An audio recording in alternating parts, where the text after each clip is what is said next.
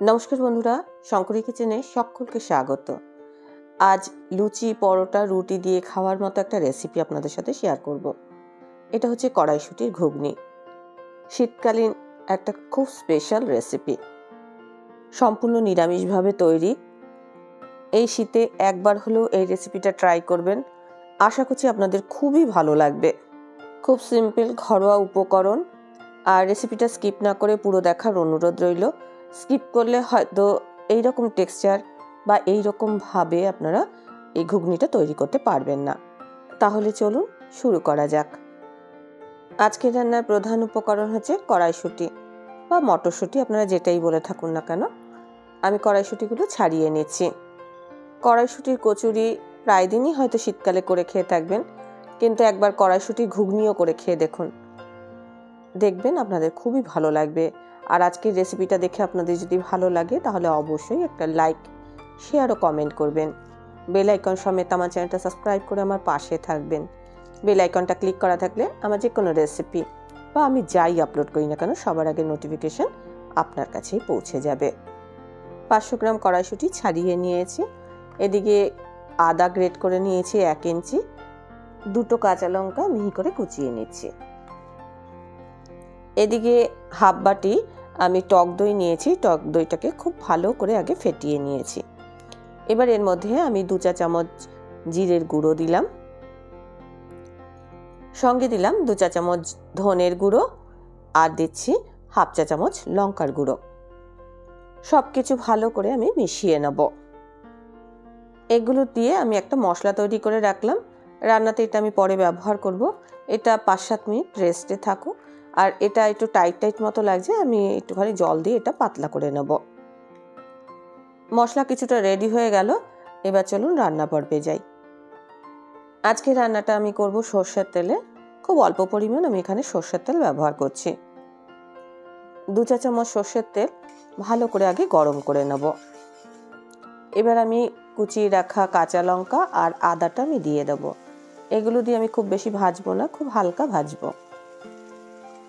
কয়েক সেকেন্ড এটা নাড়াচাড়া করার পর আমি তৈরি করা মশলাটা এর মধ্যে দিয়ে দেব।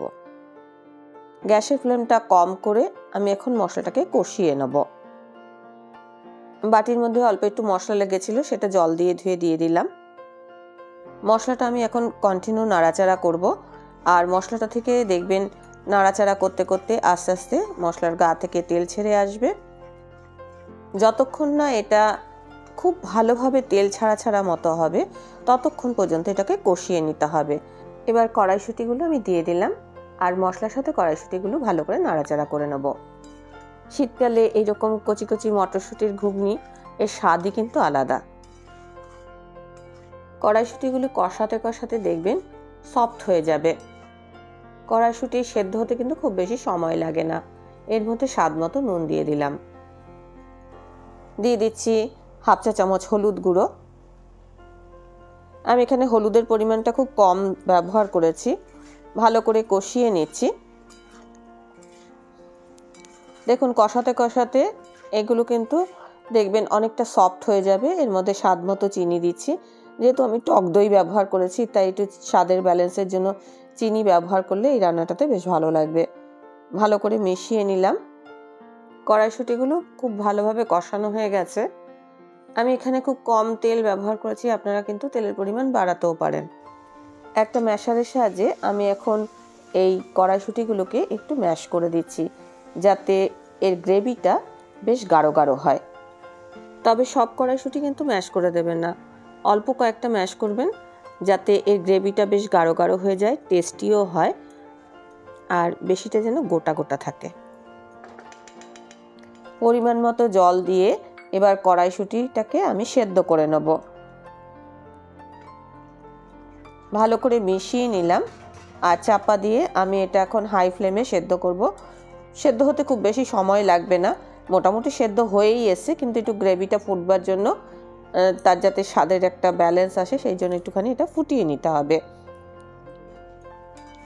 দেখুন এইরকম ফুটে এটা এরকম একটা টেক্সচার এসে। গ্রেভি আপনারা আপনাদের মন মতো করবেন। এদিকে আমি একটা পাত্রে ঘি গরম করতে দিয়েছি, এখানে 1 চা চামচ ঘি দিয়েছি। ঘিটা মেল্ট হয়ে যাওয়ার পর আমি এর মধ্যে দিয়ে দিচ্ছি একটা শুকনো লঙ্কা। গ্যাসের ফ্লেমটা আমি এখন একদম কম করে দিয়েছি, নাহলে ঘিটা পুড়ে যাবে। একটা তেজপাতা দিয়ে দিলাম, গোটা জিরে দিলাম 1 চিমটি,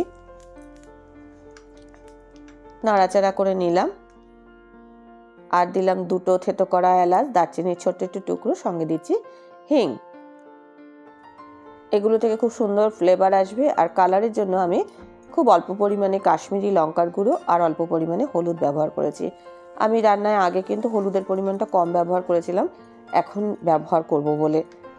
এবার ফোড়নটা আমি এই কড়াইশুঁটির ঘুগনির মধ্যে দিয়ে দিলাম, ভালো করে মিশিয়ে নিলাম। রেডি হয়ে গেল কড়াইশুঁটির ঘুগনি। গরম গরম পরিবেশন করুন। শীতকালে ধোয়া ওঠা এরকম কড়াইশুঁটির ঘুগনি শুধু শুধু খেতে ভালো লাগবে। বেশ চটপটা, টক ঝাল মিষ্টি স্বাদের। রুটি, লুচি, পরোটা এগুলোর সাথে এটা সার্ভ করুন। রেসিপিটা ট্রাই করলে অবশ্যই কমেন্ট করে জানাবেন আপনাদের কেমন লেগেছে। ভালো লাগলে অবশ্যই একটা লাইক দেবেন, প্রচুর প্রচুর শেয়ার করবেন। আমার চ্যানেলটা ভালো লাগলে অবশ্যই সাবস্ক্রাইব করে নেবেন। আজকের রেসিপি এই পর্যন্ত। দেখা হবে নতুন কোনো রেসিপি নিয়ে নতুন কোনো এপিসোডে। এতক্ষণ আমার সঙ্গে থাকার জন্য অনেক অনেক ধন্যবাদ।